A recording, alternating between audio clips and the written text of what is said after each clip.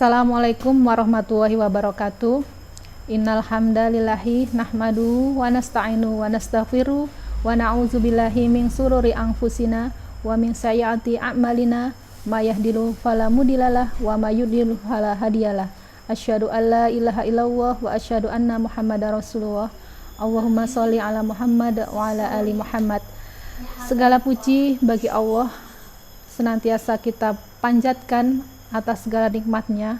Kepada Allah lah kita meminta, kepada Allah lah kita meminta perlindungan, kepada Allah lah kita mohon ampun, dan kepadanya lah kita bertaubat. Sholawat dan salam senantiasa kita sanjungkan kepada Nabi kita, Nabi Muhammad SAW. Demikian juga kepada keluarganya, kepada para sahabatnya, dan kepada orang-orang yang istiqomah mengikuti perjuangannya. Mudah-mudahan kita juga menjadi bagian dari orang-orang tersebut. Amin ya rabbal alamin.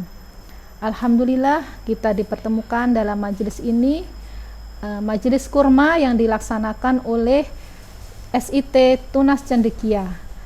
Dan mudah-mudahan pada kesempatan ini kita diberikan kesempatan yang sangat baik, yaitu pada bulan Ramadan, bulan yang penuh berkah. Mudah-mudahan kita bisa mengisinya dengan berbagai kebaikan dan kita meraih dari tujuan Ramadan itu sendiri, yaitu sebagai insan yang bertakwa.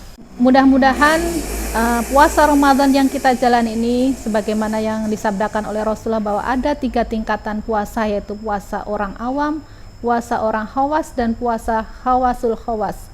Puasa orang awam itu adalah puasa yang hanya menahan haus dan lapar.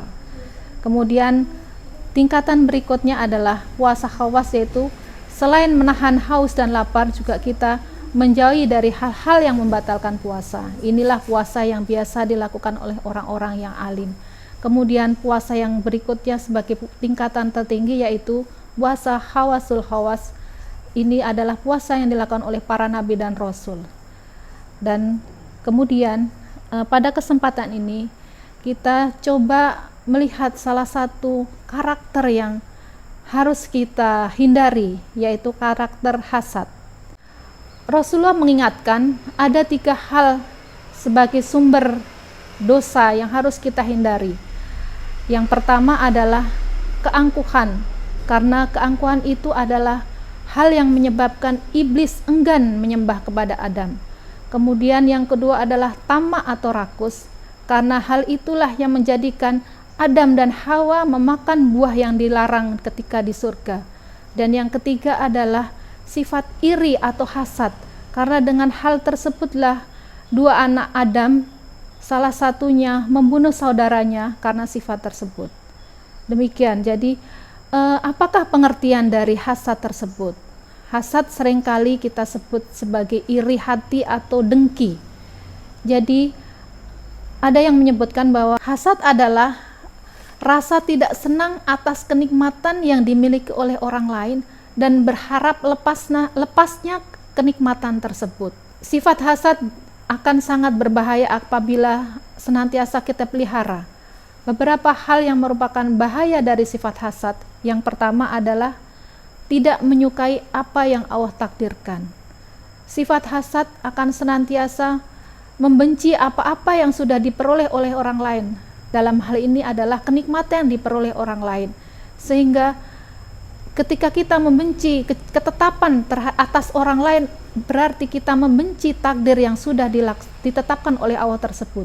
Artinya kita tidak ridho atas apa yang sudah ditetapkan oleh Allah. Yang berikutnya, hasad akan melahap kebaikan sebagaimana api memakan kayu bakar yang sudah kering. Dalam hadisnya, Rasulullah mengatakan bahwa kedengkian akan memakan kebaikan sebagaimana api memakan kayu bakar, dan sedekah akan menghapus kesalahan sebagaimana air dapat mematikan api. Salat adalah cahaya seorang mukmin, sedangkan puasa adalah perisai dari api neraka. Hadis riwayat Ibnu Majah.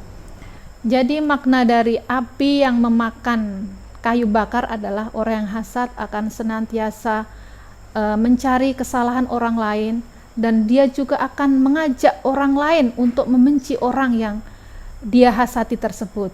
Jadi demikianlah bahaya dari hasad tersebut. Kemudian yang ketiga, bahaya dari hasad adalah kesengsaraan yang ada pada orang yang hasad tersebut. Orang yang hasad akan senantiasa senang ketika melihat orang lain tertimpa keburukan, dan dia akan senantiasa susah ketika melihat orang mendapatkan kenikmatan. Mungkin dalam istilah sehari-hari kita sering mendengar istilah smos ya, senang melihat orang lain susah dan susah melihat orang lain senang ya. Jadi mudah-mudahan kita senantiasa bisa terhindar dari karakter tersebut, karena sebenarnya akan merugikan diri kita sendiri, akan menyakiti dari diri kita sendiri. Sebagaimana ketika Abu Lahab dan istrinya selalu hasad terhadap apa yang didakwahkan oleh Rasulullah, sehingga diabadikan dalam surat Al-Ahzab bagaimana dia hasad terhadap apa yang sudah dilakukan Rasulullah sampai melakukan perbuatan-perbuatan yang merugikan Rasulullah dan keluarganya, sebagaimana Fatimah yang saat itu juga Rasulullah dilempari kotoran dan Fatimah yang membersihkannya. Kemudian yang berikutnya, hasad bertolak belakang dengan karakter keimanan yang sempurna. Sebagaimana kita ketahui bahwa iman itu banyak cabangnya, dan banyak sekali hadis-hadis yang menjelaskan tentang iman. Misalnya hadis bahwa tidak akan sempurna iman ketika dia tidak memuliakan tamunya, ketika tidak sempurna iman juga ketika dia tidak memuliakan tetangganya. Dan juga terkait dengan hasad bahwa kalian tidak akan beriman hingga menginginkan untuk saudaranya hal-hal yang dia inginkan untuk dirinya sendiri. Itu hadis dari Bukhari Muslim. Jadi orang yang beriman itu senantiasa berharap kebaikan untuk dirinya dan kebaikan untuk orang lain, dan senantiasa berharap bahwa kesusahan itu dijauhkan dari dirinya dan orang lain juga dijauhkan dari kesusahan. Demikian karakter orang yang beriman atau orang yang beriman sempurna. Kemudian yang berikutnya, hasad adalah penyebab kita meninggalkan doa kepada Allah. Orang yang hasad hanya fokus terhadap capaian-capaian kebaikan orang lain, tapi dia sendiri lupa bahwa sebenarnya dia juga punya hak untuk meminta kebaikan orang terhadap dirinya tersebut. Akan tetapi dia hanya melihat kebaikan orang lain, dan dia tidak melihat dirinya sendiri bahwa banyak sebenarnya kebaikan-kebaikan atau nikmat yang sudah diberikan oleh Allah kepadanya. Ini mungkin terkait juga dengan bahaya hasad yang berikutnya, bahwa orang yang hasad ini melupakan untuk berdoa pada Allah dan melupakan bersyukur kepada Allah atas nikmat-nikmatnya. Dalam istilah sehari-hari mungkin kita sering mendengar istilah rumput tetangga lebih hijau dari rumput di halaman kita. Artinya apa? Kita hanya fokus pada nikmat yang diperoleh oleh orang lain. Nikmat di sini bisa nikmat berupa materi maupun non materi. Nikmat materi mungkin kekayaan, nikmat usaha yang sukses dan sebagainya. Nikmat non materi mungkin dari sekolah, pendidikan dan sebagainya. Jadi pada saat ini yang sedang viral adalah ketika orang yang hasad melihat tetangganya lebih sukses, memberikan memfitnah bahwa dia main ini babi ngepet ya. Jadi seperti itu kita lihat kemarin di berita, karena orang hasad sehingga dia hanya fokus yang dilihat orang lain itu sukses terus, sementara dirinya lupa untuk meminta kepada Allah dan lupa untuk bersyukur atas nikmat-nikmat yang Allah berikan kepadanya.